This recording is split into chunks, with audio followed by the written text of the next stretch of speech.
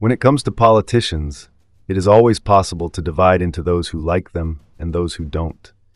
Politicians work to improve people's living standards and secure their lives. The person we are going to tell you about today is quite controversial. Sir Winston Churchill, who led his country back from the brink of defeat in the Second World War, and together with US President Roosevelt and Soviet Union leader Stalin, determined the Allied war strategy. Because he was such a big personality, the controversy about him is still on the agenda. If you are ready, here we go. Hero or villain? If you like this kind of content, don't forget to subscribe to our channel and let us know in the comments. His father was Lord Randolph Churchill, a descendant of John Churchill, Duke of Marlborough and a Tory supporter. His mother, Jeanette Jerome, was the daughter of a New York banker.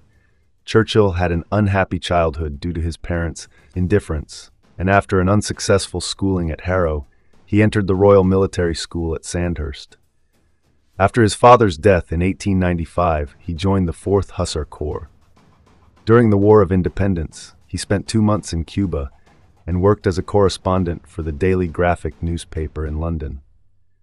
In 1896, he went to India with the military unit he was attached to and served as a journalist and soldier on the Northwestern Front. In 1898, he published The Story of Malakand Field Force, which attracted widespread attention and marked the beginning of his writing career, which he continued intermittently thereafter.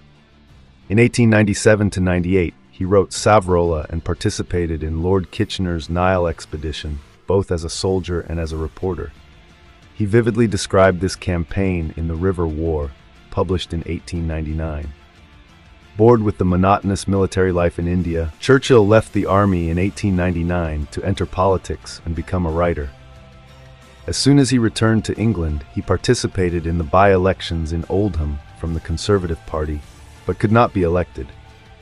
He then worked as a correspondent for the Morning Post newspaper published in London between 1899 and 1902, covering the South African War.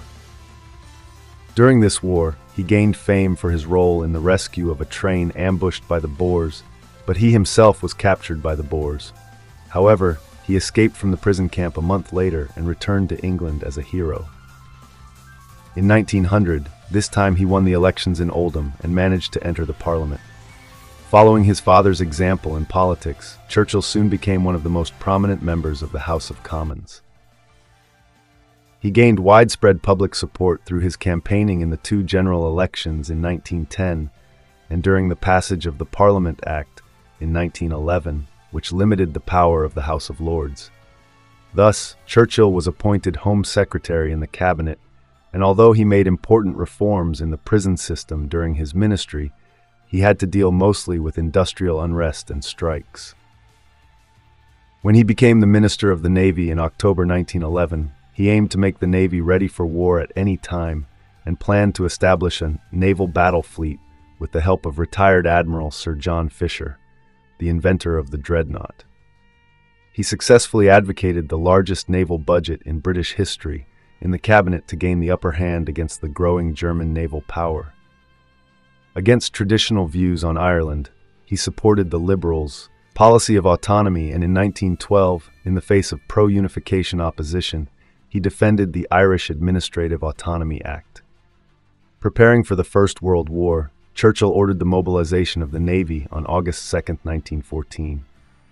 In 1915, Churchill advocated the Dardanelles campaign as a way out of the stalemate on the Western Front, despite the opposition of Admiral Fisher. Churchill, who argued that the Dardanelles could be crossed with the Navy and then easily reach Istanbul, led to the historic defeat of the Allied army when the Turks put up a much more successful defense than expected. Churchill, seen as the architect of this failure, was subjected to heavy political criticism. Caught unprepared for these criticisms, which increased even more with Fisher's resignation, Churchill did not take part in the formation of the first coalition government and was removed from the Ministry of the Navy at the insistence of the Conservatives. In November 1915, he resigned from the government and returned to military service, serving as a lieutenant colonel in the Royal Scottish 6th Regiment in France. However, after his battalion was disbanded in 1916, He did not take another position and re-entered Parliament as an independent MP. Although the Gallipoli report, published in March 1917, stated that he was not solely responsible for the defeat, the Conservatives' attitude towards him did not change, and Churchill remained in the background in a number of bureaucratic positions until the end of the war. In January 1919, Churchill became Secretary of State for War and developed the 10-year rule, which stipulated that Britain should not participate in any major war for the next 10 years by cutting military expenditures.